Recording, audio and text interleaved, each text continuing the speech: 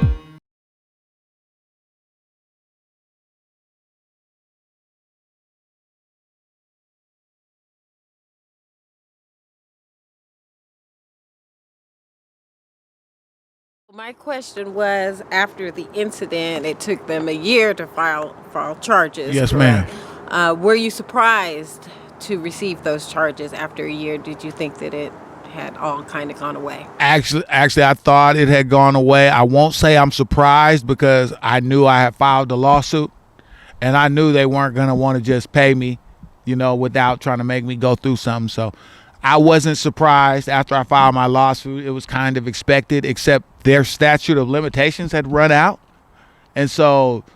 As I said, they said they were waiting on the toxicology report, and that's how the judge even got it into the case.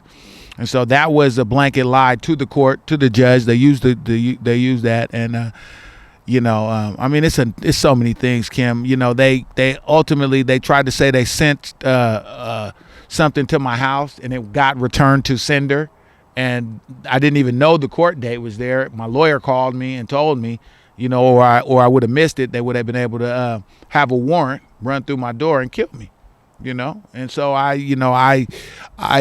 just feel there's been a lot of shady stuff going on since the beginning of this. But it was. I didn't think I was getting away, I guess what you call it, with nothing, like no repercussions. You know what I mean? Like, they tried to take my life, couldn't take that. Tried to take my leg, couldn't take that. And now they're trying to take my freedom, and God willing, they won't be able to take that either. Okay, and you said that this has impacted you financially. Believe it. How else has this experience impacted you? Well, it definitely makes relationships harder to, be in relationships. I feel like I have a chip on my shoulder. I can't really drive places anymore. I can't use the highways anymore. I can't use the freeways, because I feel like the CHP is gunning for me at this point, and you get the wrong little rookie cop out there, who hears that I'm a violent black man, and I'll hurt cops if I have a chance, and then he shoots me in the head. Nobody thinks twice of it. It was just the crazy dude who didn't who we almost had to kill a couple years ago anyway. You know what I mean? And so it just changes the way I move. It changes, how I interact with people, and it's definitely hurt me financially. Like I said, it costs a lot of money to deal with this and to save my leg and, to deal with most of this stuff. But, we'll make it through, as we always do. This too shall pass, and so but like I said, I just appreciate you guys coming out, and if you had any other questions for me, I'm happy to answer. I don't at this time, but I'll definitely be following this trial to see how it progresses, and wish you the best of luck in this. It just sounds like very traumatic experience. It is very traumatic, and I'll say this though at the end, if you don't mind.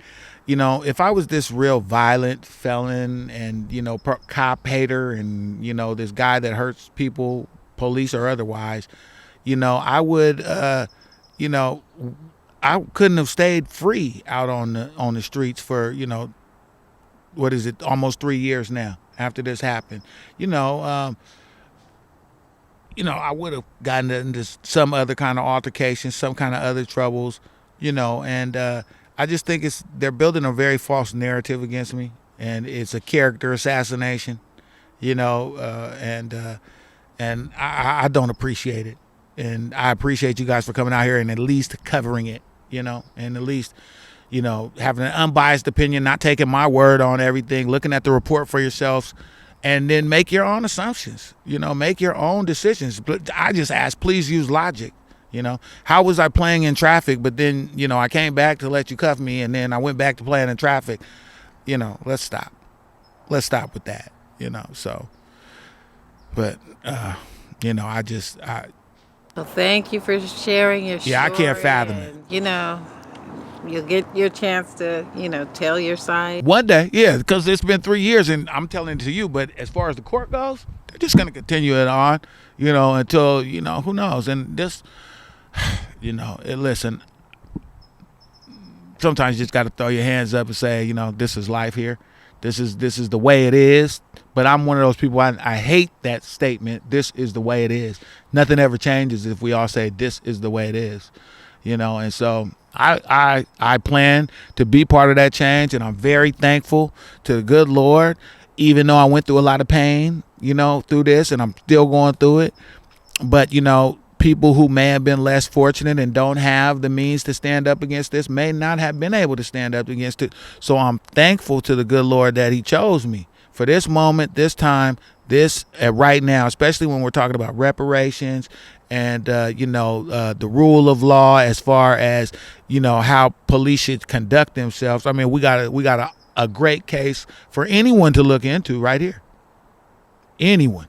And if this is how we're treated, I'm so scared of this because they can do anything to you. If they can do this, if they can get away with this and erase the cameras and give me and doctor footage, they can get away with anything.